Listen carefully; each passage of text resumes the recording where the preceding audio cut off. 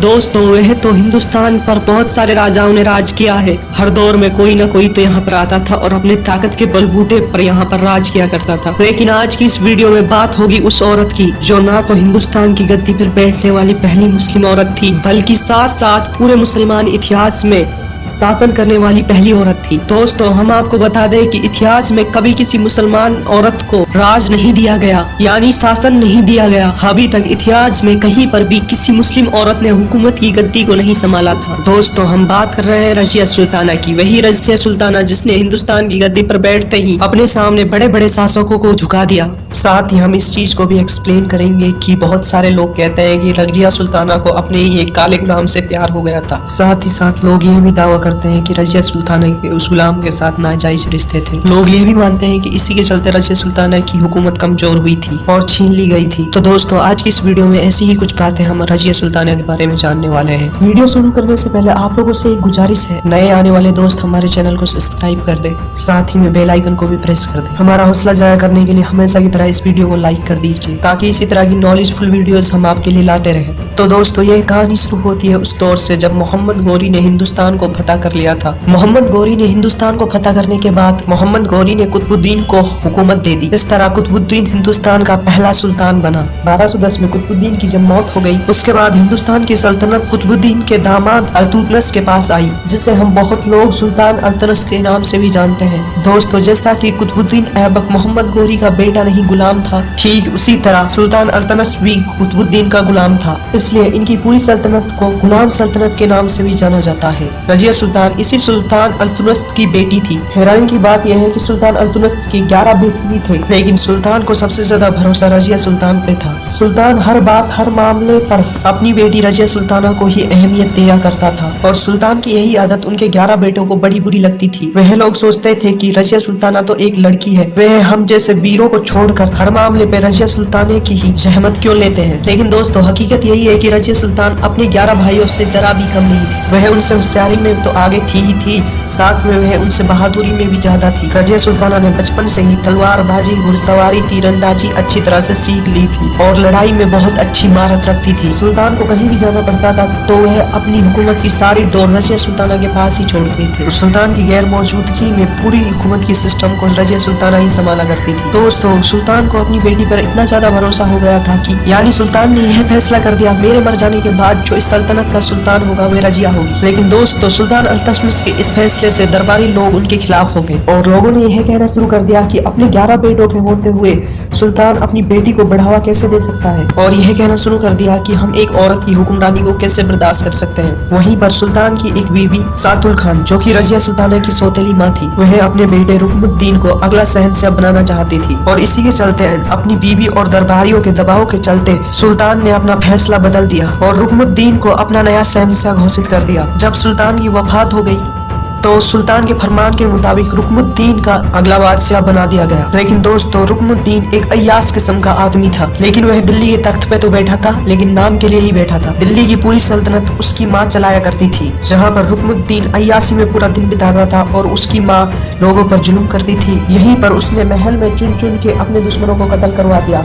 वहीं सुल्तान अल्तुतमिश की कई बीवियों को भी उसने कत्ल करवा दिया। उसने रुकमुद्दीन के तमाम भाइयों को भी परेशान करना शुरू कर दिया ताकि कोई भी मेरी बेटे की सल्तनत के खिलाफ बगावत न कर सके। दोस्तों वह तमाम दरबारियां जिन्होंने रजिया सुल्तान की हुकूमत को कबूल नहीं किया, वही लोग मर्द के रूप में एक औरत की गुलामी कर रहे थे। जैसे जैसे सुल्तान की अय्यासियां बढ़ती जा रही थी वैसे वैसे लोगों पर उसकी माँ का जुल्म बढ़ता जा रहा था। इसी के चलते दिल्ली सल्तनत यानी रुकमुद्दीन और उसकी माँ के खिलाफ एक दिन बगावत हो गई। यह बगावत इतनी बड़ी थी कि रुकमुद्दीन के बड़े बड़े वजीर उसके खिलाफ हो गए और वह बाकियों के ग्रुप में जाकर मिल गए। रुकमुद्दीन एक बड़ी फौज लेकर बाकियों के खिलाफ उनको कुचलने के लिए निकला, लेकिन रुकमुद्दीन को इसमें एक बड़ी हार मिली। हार के साथ रुकमुद्दीन को गिरफ्तार कर लिया गया और जेल में डाल दिया गया। वह लोग जो रजिया सुल्ताना के सुल्तान बनने के मुखलिफ थे, वह लोग अब बहुत ही शर्मिंदा थे। उन्होंने रजिया सुल्तान को ही तख्त पर बिठा दिया और अपना बादशाह मान लिया। इस तरह 1236 में भारत में पहली बार कोई मुस्लिम औरत शासक बनी। दोस्तों हिंदुस्तान में रजिया सुल्ताना के नाम के सिक्के चलाए गए। रजिया सुल्ताना ने अपने दौर में ही बहुत अच्छी सड़कें और लाइब्रेरी जैसी चीजें बनवाई थी। दोस्तों रजिया सुल्ताना के जो लोग थे वह नस्ली तौर से तुर्की से आए थे, यानी वह तुर्की से ही हिंदुस्तान में आए थे। इस वजह से रजिया सुल्ताना को यकीन था कि तुर्की के लोग कभी भी एक औरत की हुक्मरानी को कबूल नहीं करेंगे। इस तरह उसने तख्त पे बैठते ही मर्दों की तरह कपड़े पहनने शुरू कर दिए और साथ ही मर्दों की तरह ही काम करा करती थी और मर्दों की तरह ही वह अपनी फौज को खुद लीड करती थी। लेकिन दोस्तों वही हुआ जिस चीज का रजिया सुल्ताना को डर था। उसके औरत होने की वजह से फिर से सल्तनत में बगावत हो गई। सारे बागियों ने मिलकर रजिया सुल्ताना के खिलाफ एक बहुत बड़ी फौज तैयार कर ली ताकि रजिया सुल्ताना को तख्त से हटाया जा सके। इस सभी ग्रोह का जो लीडर था वह कुतुबुद्दीन ऐबक का खास वजीर था। लेकिन दोस्तों रजिया सुल्तान बहादुर होने के साथ साथ बहुत होशियार भी थी। उन्होंने बागियों का मुकाबला करने के लिए अपने दिमाग से काम लिया। रजिया सुल्तान ने बागियों में फूट डालने की कोशिश की और उसका यह प्लान कामयाब रहा और बागियों की तमाम फौज आपस में लड़ के टुकड़ों में अलग हो गई। रजिया सुल्ताना ने जब देखा कि यह गिरोह टुकड़ों में अलग अलग हो चुका है तो इन सभी गिरोह का रजिया सुल्ताना ने पीछा करके सभी को कत्ल करवा दिया। इस तरह रजिया सुल्ताना ने अपने पीछे होने वाली एक बहुत बड़ी बगावत को कुचल दिया था। रजिया सुल्ताना ने जब इस बगावत को कुचल डाला तो लोगों के मन में रजिया सुल्ताना का डर और साथ में इज्जत बढ़ गई। दोस्तों लेकिन महल में बहुत सारे ऐसे लोग थे जो कि अभी भी रजिया सुल्ताना से नफरत करते थे। वह बस एक मौके की तलाश में थे। आखिरकार उन्हें मौका मिल भी गया। दोस्तों रजिया सुल्ताना के महल में एक हबसी गुलाम था। इस गुलाम का नाम याकूब था। दोस्तों कहा जाता है कि रजिया सुल्तान इस गुलाम पर बहुत ज्यादा मेहरबान हो गई। यह गुलाम पहले रजिया सुल्तान के घोड़ों का अस्तर हुआ करता था। फिर अचानक से रजिया सुल्तान ने इस गुलाम को अमीर का ओहदा दे दिया। फिर कुछ समय बाद उस अमीर को अमीरों का अमीर बना दिया, यानी जो अमीर हुआ करते थे उन सब का अमीर बना दिया। यह ऐसी पोजीशन हुआ करती थी जो सुल्तान के बाद महल में सबसे बड़ी पोजीशन थी। लेकिन रजिया सुल्तान ने जब इस गुलाम को अमीर बनाया तो महल के सारे बड़े लोग इसके खिलाफ हो गए। कहा कि एक गुलाम को यह ओहदा देकर रजिया सुल्तान ने सभी का मजाक उड़ाया है। दोस्तों यह बात यहीं तक नहीं रही।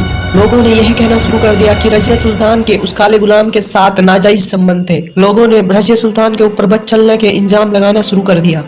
ऐसे वक्त में रजिया सुल्तान को चाहिए था वह अपने दरबारियों की मुखलिफत को मद्देनजर रखते हुए अपनी पुरानी गलतियों में सुधार करती। इसे छोड़ के रजिया सुल्तान ने तमाम उल्ट और गलतियां करनी शुरू कर दी। उसने उस अमीर को अमीरों के ऊपर के ओहदे से हटाकर अपना खास बॉडीगार्ड बना लिया। बॉडीगार्ड बनाए जाने के बाद वह गुलाम रजिया सुल्तान के साथ हर वक्त रहने लगा, यानी रजिया सुल्तान अपनी सल्तनत के मामलों में भी उसके बड़े बड़े फैसलों पर उसकी मुताइद लेती रहती। गुलाम एक पल भी रजिया सुल्ताना से अलग नहीं रहा करता था। रजिया सुल्तान के इन फैसलों से उसके दरबार में मौजूद तमाम लोग और मुखलिफ्त हो गए। वह लोग रजिया सुल्ताना के खिलाफ बगावत करने लगे। रजिया सुल्ताना के ऊपर नाजायज रिश्तों का इल्जाम लगाने वाला जो सबसे ऊपर था वह था पंजाब का एक हुक्मरान मलिक अल्तोनिया। कहा जाता है कि मलिक अल्तोनिया रजिया सुल्ताना से शादी करना चाहता था, लेकिन जब रजिया सुल्तान ने उससे शादी करने से मना कर दिया तो वह मौकों की तलाश में रहता था। लेकिन जब रजिया सुल्ताना के ऊपर लोगों ने काले गुलाम के इल्जाम लगाने शुरू कर दिए तो मलिक अल्तोनिया ने इसे मौका समझा और इल्जाम लगाने वाले लोगों में सबसे आगे आके खड़ा हो गया। मलिक अल्तोनिया ने तो रजिया सुल्तान पर यह भी इल्जाम लगाया, जब रजिया सुल्तान घोड़े के ऊपर बैठती है तो उसका गुलाम उसे बिठाता है। रजिया सुल्तान ने जब अपने ही गवर्नर मलिक अल्तोनिया की यह बातें सुनी तो उसने उसे जवाब देने का इरादा किया। रजिया सुल्तान एक बड़ी फौज लेकर पंजाब के शहर भटिंडा की ओर रवाना हुई। लेकिन रजिया सुल्तान जब तक भटिंडा पहुंचती उसी के कुछ जनरलों ने रास्ते में उससे बगावत कर दी। इस बगावत में रजिया सुल्तान के उस खास गुलाम को भी कत्ल कर दिया गया। रजिया सुल्ताना को कैद करके पंजाब के शहर भटिंडा लाया गया, जहाँ पर रजिया सुल्तान को मलिक अल्तोनिया की कैद में दे दिया गया। वहीं पर रजिया सुल्तान के दरबारियों ने रजिया सुल्तान के कैद होने के बाद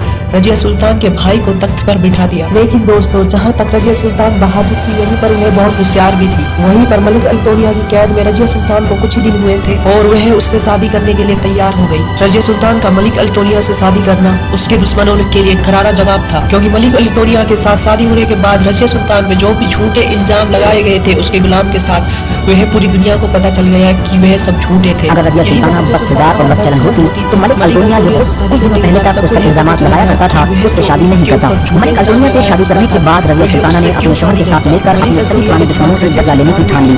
मलिक अल्तोनिया और रजिया सुल्ताना ने भटिंडा रियासत में एक बड़ी फौज तैयार करना शुरू कर दी और आखिरकार रजिया सुल्ताना और उसका शोहर एक बड़ी फौज भटिंडा से लेकर अपना पुराना सुल्तान की अपने भाई मेहरान शाह के साथ एक बड़ी जंग हुई, लेकिन इस बार रजिया सुल्ताना को शिकस्त हुई। रजिया सुल्तान अपनी बची हुई फौज के साथ भटिंडा वापस आ गई। लेकिन दोस्तों रजिया सुल्तान ने अभी भी हार नहीं मानी थी। वह फिर से एक बड़ी सेना लेकर दिल्ली सल्तनत की ओर रवाना हो गई और आखिरकार इस बार भी रजिया सुल्ताना को हार का सामना करना पड़ा। लेकिन इस बार रजिया सुल्ताना अपने शोहर की सल्तनत पर वापस नहीं जा पाई। उसके ज्यादातर सैनिक भाग गए थे और कुछ भाग गए थे।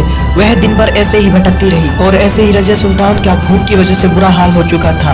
कहीं भी कुछ उसे खाने के लिए नहीं मिल रहा था। आखिरकार जंगल में रजिया सुल्ताना को एक किसान मिला और उससे उसने रोटी मांगी। किसान ने रजिया सुल्ताना को फकीर समझ के आधी रोटी दे दी, क्योंकि रजिया सुल्तान बहुत थकी हुई थी और वह आधी रोटी खाने के बाद वहीं पर लेट गई और थकावट की वजह से वहीं पर उसे नींद आ गई। कहा जाता है कि रजिया सुल्तान ने फकीरों जैसे कपड़े पहन के अपने शाही लिबास को छुपा रखा था ताकि कोई उसे रजिया सुल्तान समझ के फकीर समझे। जब वह सोई थी तो उसके कपड़े सरक गए और उसका शाही लिबास दिखने लगा। किसान की नजर जब रजिया सुल्तान पे पड़ी तो वह उसे देखकर चौंक गया। उसके बदन पे उसे सोना ही सोना दिख रहा था। किसान ने रजिया सुल्ताना को कत्ल करके साना साना लेकर भाग गया।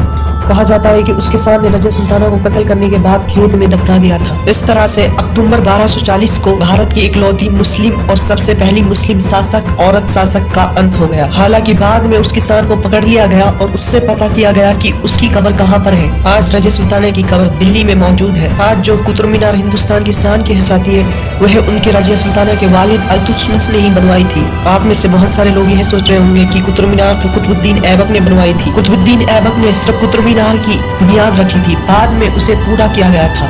तो दोस्तों आज की इस वीडियो को हम यहीं पर खत्म करते हैं और लाइक्स रखते हैं 500 लाइक्स का टारगेट। प्लीज लाइक कीजिए वीडियो को।